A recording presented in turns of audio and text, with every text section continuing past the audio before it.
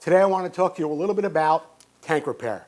If you're bold enough and you want to drill a hole in the tunnel of your tank, much like I've done right here, and you want to attempt to get some of the dents out, here's what you're going to need to do first. You're going to need to mark that hole with something like this, and it's called a spring-loaded center punch, okay? You're going to mark it so you have a place where your drill has a lead where it can go in there, so it's marked. You're going to use a very, very small bit like this. You're going to get started going quite slowly.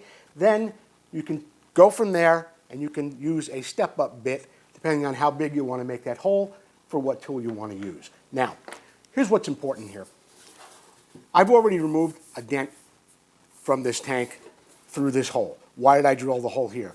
Because I want to have the shortest path between where the dent is and where I'm going to put this tool in. Why that's important is because of leverage.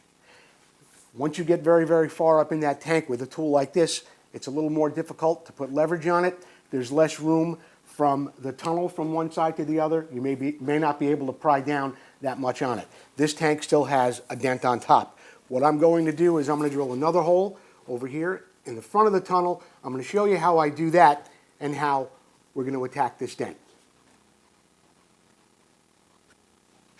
I got started here with my center punch again, and I made a nice mark so that my drill wouldn't walk as I went to attempt drilling a hole in there. Now, I did run into a little problem when the drill started to spin and I was starting to do a little damage on the other side of the tank. So what I did was I took a little duct tape, okay, and I masked off that side of the tank, because as you're going in with that drill on an angle like you're seeing here in the video, you can cause some additional damage there. But I was able to get through there. I was able to use a step-up drill. I made it even a little bigger yet. And then I was able to get in my pry rod like you see here.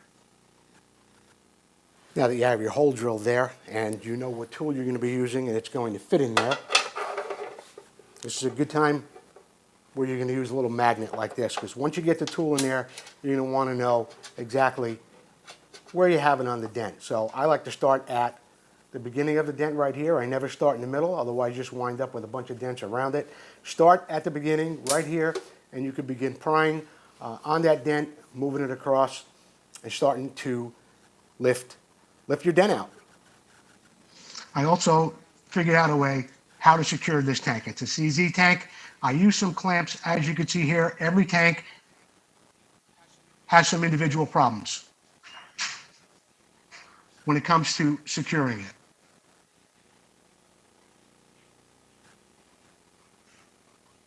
What you can see here is, now that I've got my little pry tool in there, I'm working at 1/16 of an inch at a time, and I'm prying up that dent.